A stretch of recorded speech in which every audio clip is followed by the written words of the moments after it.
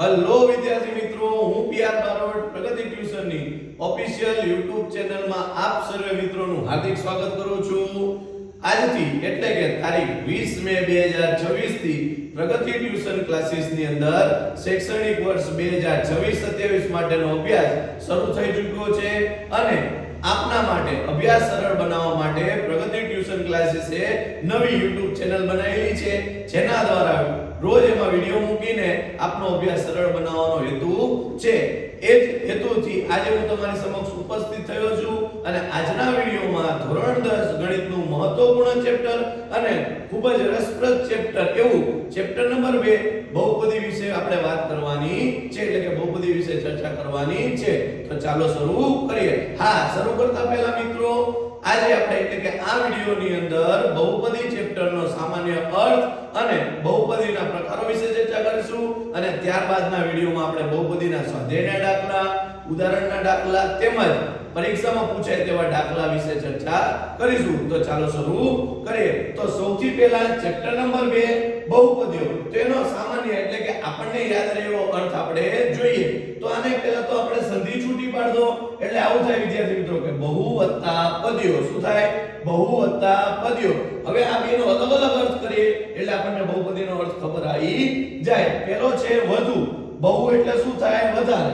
બહુનો મતલબ શું થાય વિદ્યાર્થી મિત્રો? વધારે. અને પદીઓ એટલે પદ વાળું, એટલે કે આખો બહુપદીનો મતલબ થઈ જશે વધારે પદ વાળું. સાહેબ, આ વધારેમાં ખબર પડી પણ પદમાં ખબર પડી નહીં. પદમાં એટલે પદ્મા રાણીની વાત નથી થતી, પદની વાત થાય છે. તો એ પદ વિશેની આપણે ચર્ચા કરીશું. તો જો વિદ્યાર્થી મિત્રો, પદ એટલે શું? કે સરવાળા બાદબાકીથી અલગ પડતી સંખ્યા. હા વિદ્યાર્થી મિત્રો, પદ એટલે શું? સરવાળો કે બાદબાકીથી અલગ પડતી સંખ્યા. કાન ખોલીને સાંભળજો. ફક્ત ને ફક્ત સરવાળા બાદબાકીથી અલગ પડવી જોઈએ. ગુણાકાર ભાગાકારથી અલગ પડતી સંખ્યાને પદ કહેવાશે નહીં. ફક્ત સરવાળો બાદબાકીથી અલગ પડતી સંખ્યા પદ કહેવાશે, જેને એક ઉદાહરણ દ્વારા આપણે સમજવી. તો અહીં જો 4x 8 આવું એક ઉદાહરણ આપેલું છે. જો વિદ્યાર્થી મિત્રો 4x 8, હવે તમે અહીં જોઈ શકો છો કે પ્લસની નિશાની છે. તો આ 4x અને 8 સરવાળાના નિયમથી જોડાયેલા છે, એટલે કે સરવાળાના સંબંધથી જોડાયેલા છે. એટલે કે 4x અને 8 વચ્ચે કેવો સંબંધ છે વિદ્યાર્થી મિત્રો? સરવાળાનો સંબંધ છે. તો આ 4x અને 8 સરવાળાના સંબંધથી શું થાય છે? અલગ પડે છે. માટે આ 4x અને 8 ને શું કહીશું આપણે? પદ કહીશું. આવું નવું સરવાળાની જગ્યાએ બાદબાકીથી અલગ પડી શકે, ગુણાકારથી અલગ પડી શકે, ભાગાકારથી અલગ પડી શકે, પણ જો સરવાળા કે બાદબાકીથી અલગ પડતા હોય તો જ એ સંખ્યાને આપણે પદ કહીશું. ગુણાકાર ભાગાકારથી અલગ પડતા હોય તો એને પદ કહીશું નહીં. તો અહીં જોઈ લો એટલે ખ્યાલ આવી જાય કે 4x, તો આ 4 અને x ગુણાકારથી જોડાયેલા છે, એટલે આ 4 અને x ને અલગ અલગ પદ કહીશું નહીં, એક જ પદ કહીશું. કેમ? કેમ કે શેથી જોડાયેલા છે? ગુણાકારથી જોડાયેલા છે. જ્યારે આપણો નિયમ શું કહે છે કે સરવાળા કે બાદબાકીથી અલગ પડવું જોઈએ. ચાલો આગળ વધીએ. કે ગમે એવી બહુપદી હોય વિદ્યાર્થી મિત્રો, કે 1 લાખ પદ વાળું હોય, 2 લાખ પદ વાળું હોય કે 50 પદ વાળું હોય, અંદર શું હોય છે? તો અંદર હોય 3 વસ્તુ વિદ્યાર્થી મિત્રો. કેટલી વસ્તુ હોય? 3 વસ્તુ. કઈ કઈ હોય? એક હોય ચલ હોય, એક અચળ હોય અને એક હોય સહગુણક. કેટલી વસ્તુ હોય વિદ્યાર્થી મિત્રો? 3. ચલ હોય, અચળ હોય કે સહગુણક હોય, ગમે એટલી મોટી બહુપદી હોય એની અંદર 3 વસ્તુ હોય, જેને એક આપણે સરળ ઉદાહરણ દ્વારા સમજીએ. આ જ ઉદાહરણ દ્વારા સમજીએ એટલે તમને ખ્યાલ સરળતાથી આવી જાય. ઉદાહરણ શું કહે છે વિદ્યાર્થી મિત્રો? 4x 8. મેં તમને કીધું શું હોય અંદર બહુપદીમાં? ચલ હોય, અચળ હોય અને સહગુણક. ચલ એટલે શું સાહેબ? તો ABCD નો અક્ષર, એટલે કે ABCD માંથી જે મૂળાક્ષર આપેલો હોય એને ચલ કહેવાય. અચળ કોને કહેવાય? તો ABCD ના અક્ષર વગર હોય, જેની આગળ પાછળ કોઈ ન હોય એને અચળ કહેવાય, એટલે કે વાંઢો, જેની આગળ પાછળ કોઈ હોય નહીં. અને ત્રીજું આવે વિદ્યાર્થી મિત્રો સહગુણક. સહગુણકનો મતલબ થાય સાથે ગુણેલો અથવા તો સાથે જોડાયેલો. તો કે ABCD ના અક્ષર સાથે જે અંક જોડાયેલો હોય એને ABCD ના અક્ષરનો એટલે કે ચલનો સહગુણક કહેવાય. ઉદાહરણ દ્વારા સમજીએ એટલે તમને ખ્યાલ આવી જાય. તો આ જોઈએ 4x 8. પહેલા તો ચલ જોઈએ કે આ સમીકરણની અંદર ચલ કયો થશે? તો તમે જોઈ શકો છો કે ABCD માંથી x આપેલો છે. શું આપેલો છે વિદ્યાર્થી મિત્રો? x. તો ABCD નો જે મૂળાક્ષર હોય એને આપણે ચલ કહીએ. તો આ સમીકરણની અંદર ચલ શું થઈ જાય છે? x. ચલ શું થઈ જશે વિદ્યાર્થી મિત્રો? x. પછી જોઈએ અચળ પદ. તો અચળ એટલે શું કીધું? ABCD ના અક્ષર વગરનું પદ. તો તમે એ જુઓ 4, તો 4 ની વાય x જોડાયેલા છે એટલે કે ABCD નો અક્ષર જોડાયેલો છે, પણ તમે જોઈ શકો છો કે 8 એની આગળ પાછળ કોઈ ABCD નો અક્ષર એટલે કે મૂળાક્ષર આલ્ફાબેટ જોડાયેલો છે નહીં, માટે આપણે એને શું કહીશું? અચળ પદ. ત્યારબાદ જોઈએ સહગુણક, તો ABCD નો અક્ષર x છે, એની સાથે કોણ જોડાયેલું છે? 4. તો x નો સહગુણક કોને કહીશું? 4 ને. જો આપણે કીધું હતું કે સહગુણક એટલે શું? ABCD સાથે જોડાયેલો અંક. તો ABCD નો અક્ષર કયો છે? x. એની સાથે કયો અંક જોડાયેલો છે? 4. તો આ સમીકરણ માટે x નો સહગુણક શું થઈ જશે? 4. અચળ પદ શું થઈ જશે? 8. અને ચલ શું થઈ જશે? x.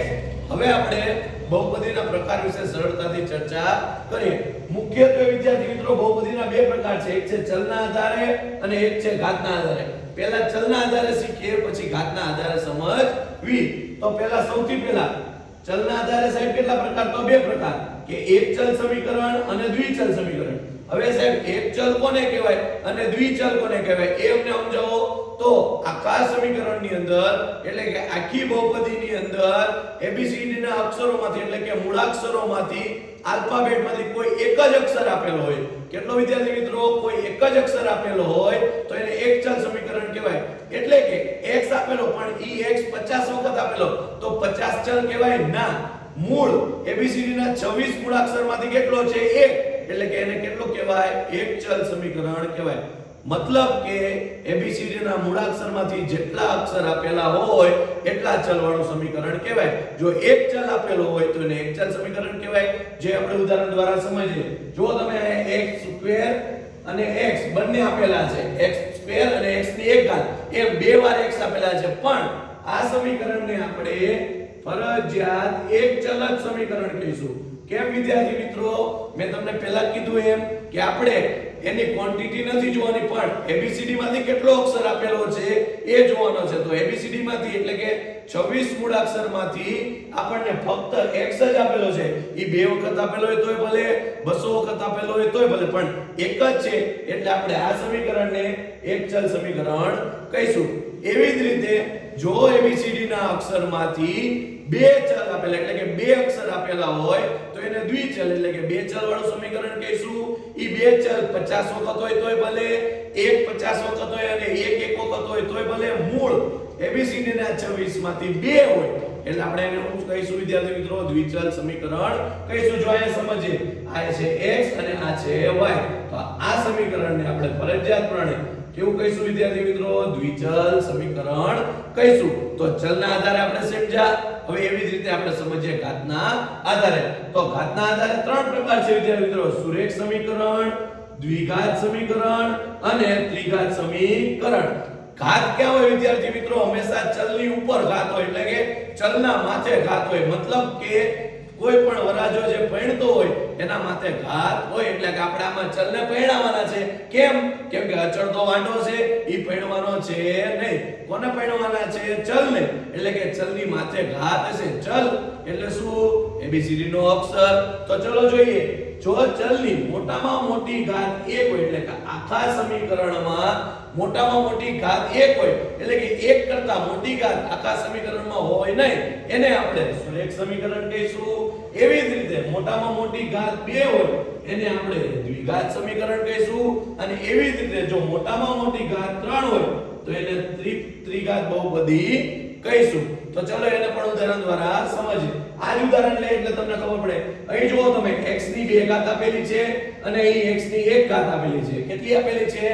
x ની 2 ઘાત અને x ની 1 ઘાત. પણ તમે જ મને કહો કે એક મોટો કે બે મોટો? તો હંમેશા કોણ મોટું છે? 2. તો x ની મોટામાં મોટી ઘાત કેટલી છે? 2. તો મેં તમને કીધું હતું કે મોટામાં મોટી ઘાત જો 2 હોય તો એને કયું સમીકરણ કહેવાય? દ્વિઘાત સમીકરણ કહેવાય. એટલે કે આ ચલના આધારે એક ચલ સમીકરણ તો છે, પાછું ઘાતના આધારે કેવું છે? દ્વિઘાત સમીકરણ છે. એટલે કે આ સમીકરણને આપણે શું કહીશું? એક ચલ દ્વિઘાત સમીકરણ. શું વિદ્યાર્થી મિત્રો? એક ચલ દ્વિઘાત સમીકરણ. હવે નીચેનું જોઈએ, ચલના આધારે જોઈએ, ઘાતના આધારે જોઈએ. તો ચલના આધારે આપણે પહેલા જોયું તો કેવું છે? દ્વિચલ. હવે ઘાત જોઈએ. તમે જોઈ શકો છો અહીંયા x ની પણ મોટા મોટી ઘાત 1 છે અને y ની મોટા મોટી ઘાત 1 છે. એટલે કે આખા સમીકરણમાં એક કરતા મોટી ઘાત ક્યાંય છે નહીં. મતલબ મોટામાં મોટી ઘાત કેટલી છે? 1. અને જો મોટામાં મોટી ઘાત 1 હોય તો એને કેવું સમીકરણ કહેવાય? સુરેખ સમીકરણ કહેવાય.